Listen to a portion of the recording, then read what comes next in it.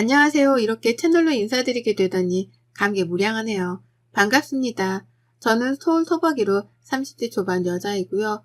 저희 집의 문제아이자 철없기로 소문이 난 제 시누이 때문에 긴 사연을 들고 와봤습니다. 간단히 가족 소개부터 하자면 저는 2살 연상의 남편이랑 1년 전에 결혼을 했고요. 그런 남편에게 5살 아래의 여동생이 있습니다. 제가 아가씨라고 부르는 제 시누이 말이죠. 저희 부부가 직장생활 때문에 서울에서 자취를 해오다가 결혼하며 살림을 합친 지 이제 막 1년입니다. 서울 집값을 무시 못해서 집을 사지는 못했고 각자 살던 집의 보증금을 빼고 모아놓은 돈을 태클까지 모아서 작은 전셋집 하나를 마련했어요. 당연히 신혼부부 전세자금 대출도 받았고요. 양가 부모님들은 아무 도움을 주지 않으셨습니다. 부끄럽기도 한 말이지만 양가 부모님 모두 다 노후 준비가 그리 썩 잘 되어 있질 않으세요. 천만다행히도 저희 부모님은 들어오는 연금도 센 편이고 건강하시니까 그럭저럭 큰돈 안 들인 채로 버티고 계시는데요. 시부모님의 경우에는 할 말이 없을 지경이랍니다. 남편이 다달이 시댁으로 보내주는 용돈 액수만 해도 벌써 50만 원이 되고요. 그러는 와중에 결혼하고 나서야 알았어요. 시부모님 사시는 집이 자가가 아닌 월세고 그 집에서 나오는 공과금까지도 남편이 따로 내주고 있다는 걸 말이죠.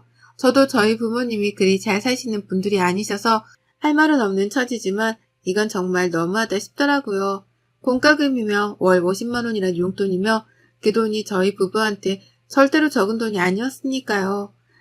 이런 돈 문제만으로도 저는 결혼 1년 만에 10년은 폭삭 늙어버린 것 마냥 마음고생을 하며 사는 중이었습니다. 제가 부부 대표로 생활비 관리를 하는 입장이었는데요. 매번 시댁으로 빠져나가는 돈이 한 문큼이다 보니 한숨이 절로 나오고 덩달아 마음고생을 할 수밖에 없었던 거죠. 남편이랑 빨리 자리 잡아서 빌라이더라도 나만의 자가를 마련해보고 싶은 꿈이 있었는데요. 그랬던 꿈마저 결혼하자마자 산산조각처럼 부서져 나가버린 바람에 살짝 살 의욕을 잃기도 했답니다. 남편과의 부부 사이도 벌써 10년을 함께 산 부부인 것 마냥 조금은 소원해지기도 했고요. 아무튼 여기까지가 저 그리고 제 남편의 소개였습니다. 소개만으로도 벌써 숨이 꽉 막히는 기분이죠. 하지만 지금부터 저희 얘기를 들으신다면 더욱 큰 걱정으로 저를 바라봐 주실 겁니다. 저에게는 시부모님만큼이나 아니 오히려 더 심하다고 할 수 있는 시누이가 함께 존재하고 있었으니까요. 저하고 3살 차이가 나는 시누이는 현재 저희 신혼집에서 같이 생활하고 있답니다. 네, 아직 결혼한 지 1년밖에 안 된 신혼부부 집에 시누이가 함께 새들어 살고 있는 중이에요. 이렇게까지 되는데 참 많은 일들이 있었습니다. 남편이랑도 지지고 볶으며 논쟁을 해보고 시부모님께 회유도 당하다가 혼도 나고 욕도 먹고 참 많은 일들이 있었죠. 저희 시댁이 경기도거든요. 지하철로 왔다 갔다 하면 서울까지 오는데 1시간이 조금 넘게 걸리는 정도입니다. 왕복으로는 2시간이 넘을 테고요. 신우는 대학도 졸업했고 제가 알기로는 대학 시절에 교환학생도 다녀왔다고 들었어요. 본인이 유럽에 로망이 있었다면서 귀엽고 동유럽 쪽으로 판학기를 다녀왔다고 하더라고요. 제가 알기로는 시댁이 그리 여유가 있는 편도 아닌데 신우가 교환학생도 다녀왔다고 하니 뭐 대단히 장학금이라도 받고 유학을 다녀온 줄 알았습니다. 그래서 대단하고 부럽다 말을 해본 적도 있죠. 그런데 신우가 이런 제 말에 너무나 당당하게 대답을 하더라고요. 오빠가 보내준 거예요. 우리 오빠 짱! 이라고요. 네, 그때야 저도 알았습니다. 하다하다 우리 남편이 신우의 유럽 여행까지 경비를 대줬다는 걸 말이죠. 들어보니 유럽에 가서는 공부도 거의 안 하고 밖에 나가 술 마시고 친구 사귀기 막 급급했던데 그 과정에서 들어가는 용돈은 전부 다 제 남편이 송금까지 해 뒷바라지를 해줬더라고요. 그렇게 오빠 등골을 뽑아 먹었으면 뭐라도 하는 게 있어야 할 텐데 신우는 대학을 졸업하고 한동안 모직 생활을 전전하다가 이제서야 겨우 아르바이트를 시작했답니다. 그것도 서울에서 말이에요. 직장을 서울에서 다니는 거라면 취직이 된 거니까 당연히 서울로 출퇴근을 하는 것에 이해를 했을 겁니다. 요즘같이 취직이 힘든 시기에 당연히 그렇게라도 출퇴근을 하는 게 맞다 생각하는 저였어요.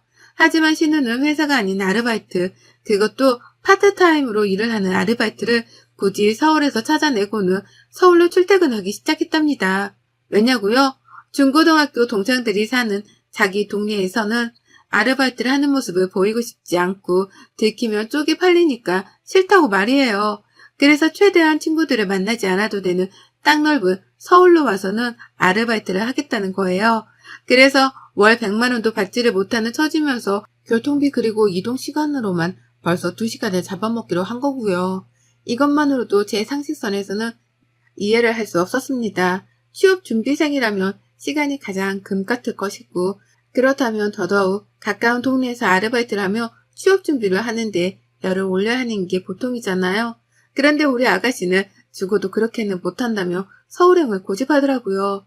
그러면서 퇴근 후 집으로 가기는커녕 알바하는 곳에서 사귄 친구들이랑 몰려다니며 저조차도 한 번 가본 적이 없는 서울 안내 술집이란 술집은 모조리 다녔댔습니다.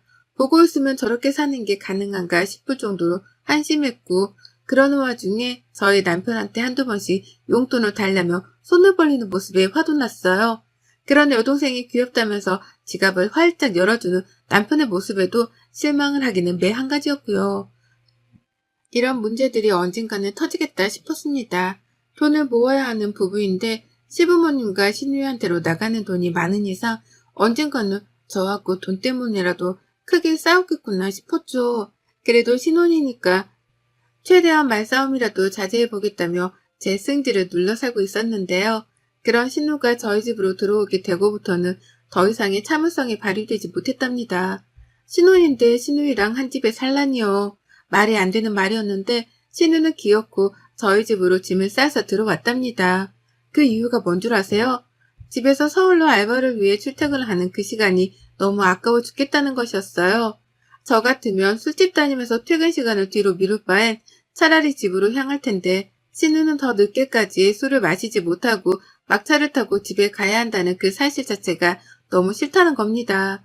그러면서 저를 쏙 빼놓고 시부모님 그리고 남편한테만 저희 집으로 들어가 살게 해달라고 오래전부터 고집을 부려왔다네요. 그러다가 남편이 더 이상 안 되겠다면서 저를 설득해 보겠다는 대답을 한 그 순간 신우이가 무작정 짐을 싸들고 집으로 쳐들어온 것이었고요. 저희 집에 방이 2개였어요. 하나는 당연히 부부방이고 다른 하나는 짐들을 놓는 선반 큰 걸로 벽에 붙여놓고서 그 맞은편에는 컴퓨터 책상을 들여놨습니다. 남편이 가끔 집에서도 일을 해야 할 때가 있어 그때를 대비해서 서재처럼 쓰게 해놨죠. 근데 신우가 그 방 비어있는 거나 다름없지 않냐면서 쳐들어온 거예요. 그리고는 그 방을 정말로 싹 다 비우고 자기 방으로 쓰기 시작했고요. 나이도 어린데 어디서 이렇게 남 생각도 못한 채 뻔뻔하게 굴 수 있는 건가 싶더라고요. 뻔뻔하게 내 남편에게 도움을 요청하는 모습이 시부모님과 다를 것 하나 없어 보여서 섬뜩하기도 했답니다. 하지만 그 순간에 받았던 섬뜩함은 살면서 겪은 경험들에 비하면 아무것도 아니었어요. 이제 막 신우이랑 함께 살게 된 지가 2달이 조금 넘어가는데요.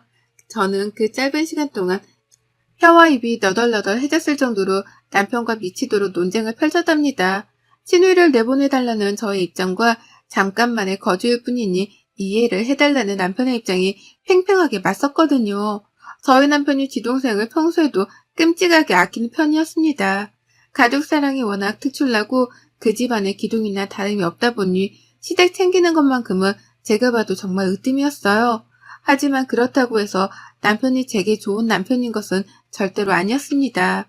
시부모님 용돈 그리고 시누이 용돈으로 나가는 돈만 하더라도 한두 푼이 아니었는데 이제는 꽁으로 시누이까지 한 집에서 재우며 먹여 살려 한다는 생각하니 뒷골이 다 땡길 지경이었어요. 그래서 내 보내달라고 설득하고 화를 내며 별짓을 다 해도 안 되겠다 싶던 때에 타협을 하고자 했어요.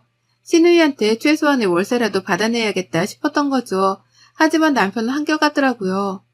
어떻게 내가 오빠가 돼서는 내 여동생한테 월세를 내라고 하냐? 그냥 잠만 얹혀서 사는 것뿐인데 라고 하면서 오히려 저를 이해하지 못했답니다. 잠만 자는 걸로 생각을 하더라고요. 집에 들어와 살면서 먼저 나서서 밥을 해준 적도 없고 그렇다고 청소를 해준 적도 없고 하다못해 세수를 하고 세면대 주변으로 튄 물기를 단 한 번도 닦아낸 적이 없는 신우였는데도 말이죠. 가정주부도 아니고 그렇다고 집에서 살림해주는 가정부도 아닌 저에게 당연하다는 듯이 세탁물을 건네주며 빨아달라고까지 말을 하던 신우였습니다. 그런데 남편은 그런 모습을 본 적이 없다는 이유만으로 자기 여동생은 남이 아닌 손님 대접부터 해주라며 절 타일렀어요. 마치 제가 못되어 먹은 생각을 하며 자기 여동생을 쫓아내 궁리만 한다는 것 마냥 비아냥대면서요. 그런 취급을 받는데 정말 너무 서럽더라고요. 결혼하고 나서 가뜩이나 눈물이 많아진 저였습니다. 혼자 살 적에는 돈이며 시댁이며 그런 사소한 것들에서 오는 걱정들이 하나도 없었기 때문에 많이 즐기고 살았는데요. 결혼하고 나서부터 자잘한 것들이 주는 스트레스가 너무 크더라고요. 그런데도 남편은 처음부터 끝까지 저를 이해하지 못하는 사람에 속했기에 내 배우자가 믿을 만한 사람인가 싶은 의구심마저 들기 시작했답니다. 첫 단추가 제대로 꼬였으니 그 후에 꼬매려는 단추들이 연속해서 얽힐 수밖에요. 저희 부부의 관계는 시댁 식구들 때문에 딱 그런 식으로 얽히고 설키며 꼬여갔어요. 그런데도 남편은 신우가 계속 저희 집에서 지내는 걸 허락하는 입장이었고 언젠가부터는 내 집안에서 내가 외톨이가 되어갔어요. 퇴근하는 길도 재밌지가 않고 집에 있어도 신우를 보면 괜히 화가 차오르더라고요. 같이 TV라도 보면 신우는 손가락 발가락 하나 까딱하지 않은 채 드러누워 있으려고만 하고 그런 신우 옆에 앉아 같이 수다를 떠는 남편을 보면서 혹 신우가 남편의 마누라인가 싶은 더러운 생각도 들었답니다. 그 사이 배가 고프다며 결국 먼저 나서서 부엌으로 들어가야 했던 건 저였고 제 손으로 밥을 차려내고 나서야 신우이는 소파에서 엉덩이를 떼고 일어섰어요.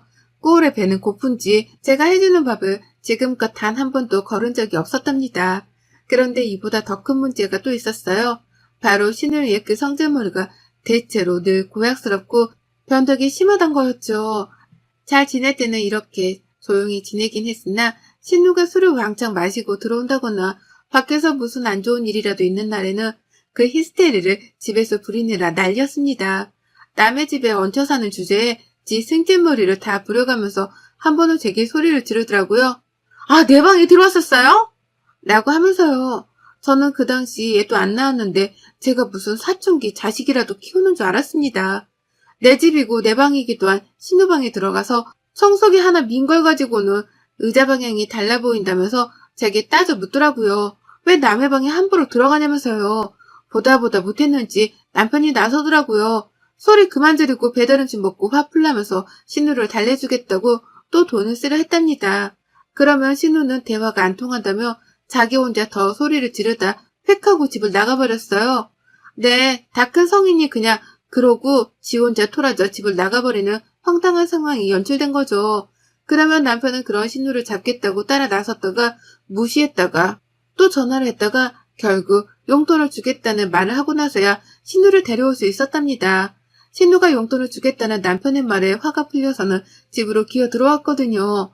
옆에서 이런 남매의 모습을 지켜보며 정말 머리가 빙 도는 줄 알았네요. 뭐 이런 것들이 다 있나 싶어서 말이죠. 내일 모레 서른인 아가씨가 화를 내며 내 집에서 내 집을 뛰쳐나가는 것도 황당해 죽겠는데 그런 신우의 화를 풀어준다며 회유하고 달래다 급기야 용돈을 준다는 말로 회유를 하는 남편이라니. 제가 어디서부터 어디까지 이해를 해야 하나 싶은데 더 화가 났던 것은 바로 그 용돈에 있었어요.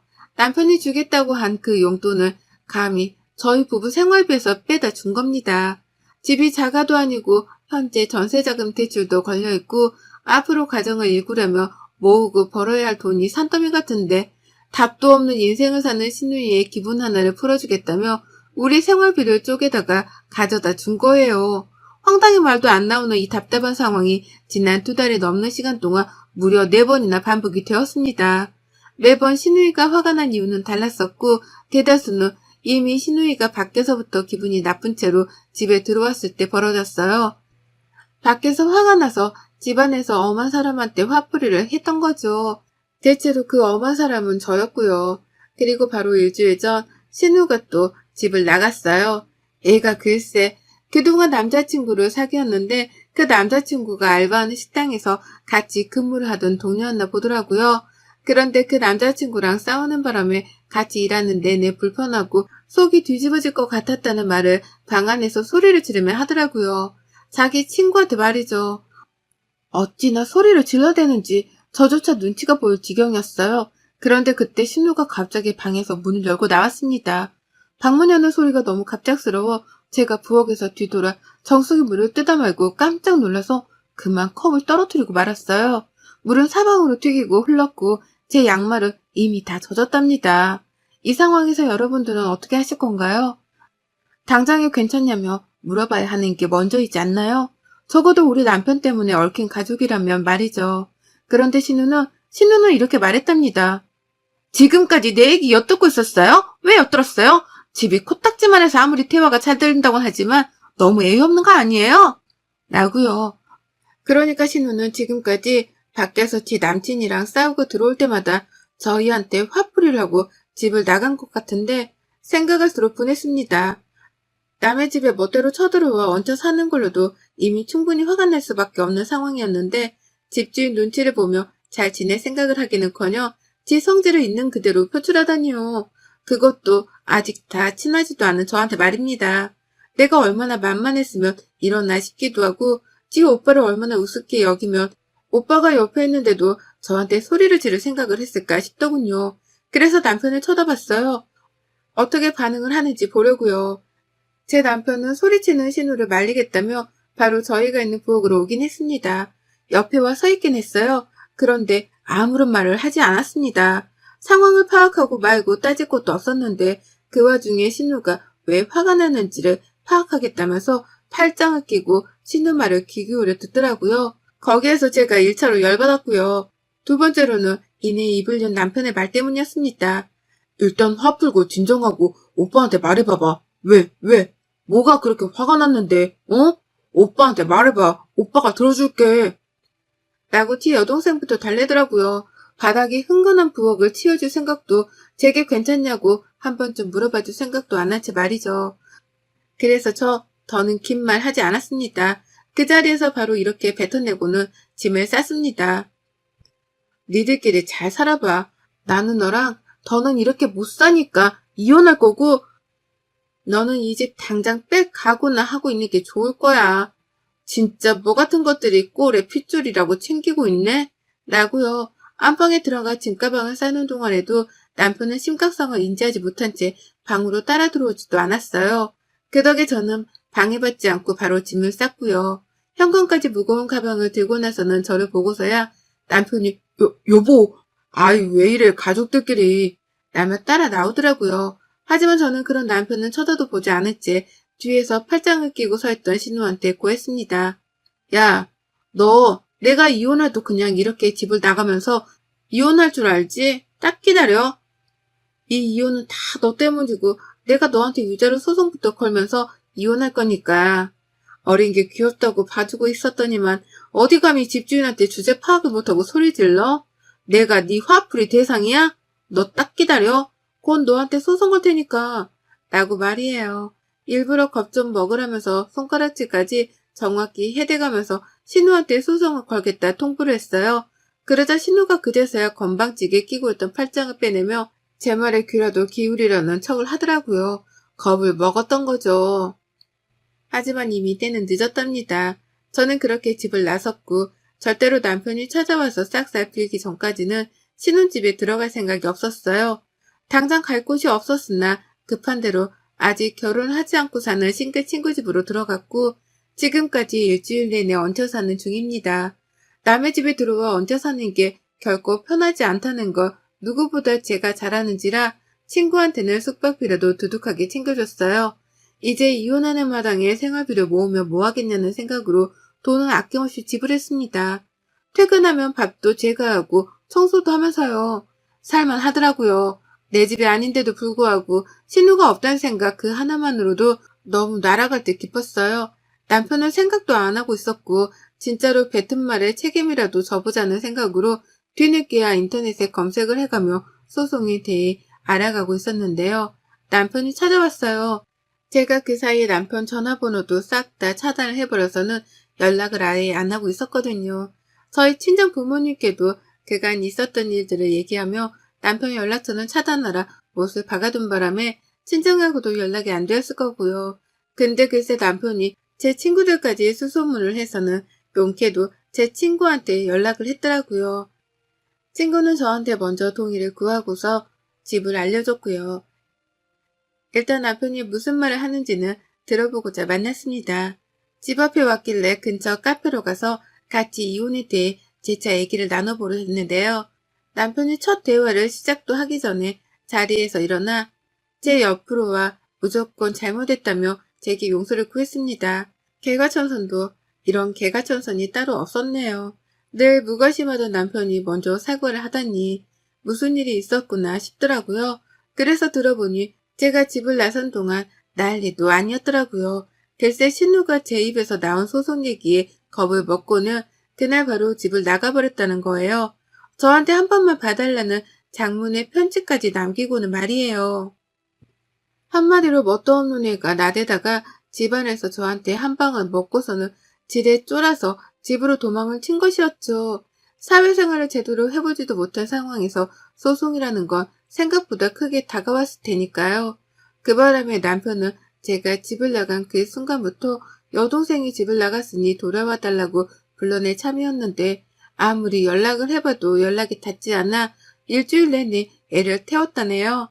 그러면서 자기 혼자 집에서 생활하며 밥때가 되어 밥을 차려 먹으려는데 제 생각이 너무 낫다고 하는 겁니다. 애먼 동생을 챙긴다고 가장 가까이 있는 저를 내쳐왔구나 싶어 죄책감도 가졌다고 하고 말이죠. 그 말을 듣는데 그냥 다 짜증이 났어요. 왜 진작부터 나를 배려해줄 생각을 못했을까 싶어 남편에게 실망했단 말도 솔직히 내뱉었고요. 그리고 또 한 가지, 지금 친구 집에 얹혀 살며 지내는 이 순간이 해방감까지 들 정도로 너무 좋다는 말을 하며 결혼 생활에 대해 다시금 생각해보자 선언을 하고 먼저 자리를 일어났습니다. 당연히 남편은 자기 여동생한테 한 것처럼 이제는 저한테 매달리고 어루 달래려 하며 붙잡더라고요. 화를 풀라고 말이죠. 하지만 남편이 그러면 그럴수록 저는 더 섭섭함이 커져갔어요. 나한테도 충분히 이렇게 잘해줄 수 있었던 사람인데 그동안 우선순위가 신우여서 신우한테만 잘해줬다고 생각을 하니 가슴이 아팠던 거죠. 이럴 거면 왜 결혼까지 했나 싶기도 했고요. 그래서 전 붙잡는 남편을 재차 뿌리쳤습니다. 그리고 당분간은 이 집 나온 처지를 이어갈 것 같아요. 다시 집으로 들어가긴 해야겠죠? 내 지분도 있는 내 집이고 대출금을 생각하면 머리가 미어 터질 것 같거든요.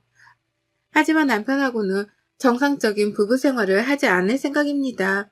남편이 저를 완전한 우선순위로 두고 챙기려 할 때까지 저는 신우가 했던 것처럼 똑같이 삐지고 화를 내고 소리치다 용돈 달라는 소리를 불사질러서라도 이번 참에 저의 위치를 재조정할 생각이에요.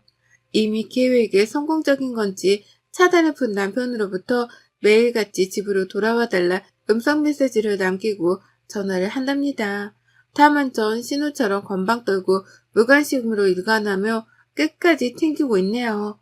앞으로도 쭉 이렇게 성질 부려가며 남편을 들었다 놨다 해야 할까 봐요. 여러분의 생각은 댓글로 남겨주세요. 오늘도 시청해 주셔서 정말 감사합니다.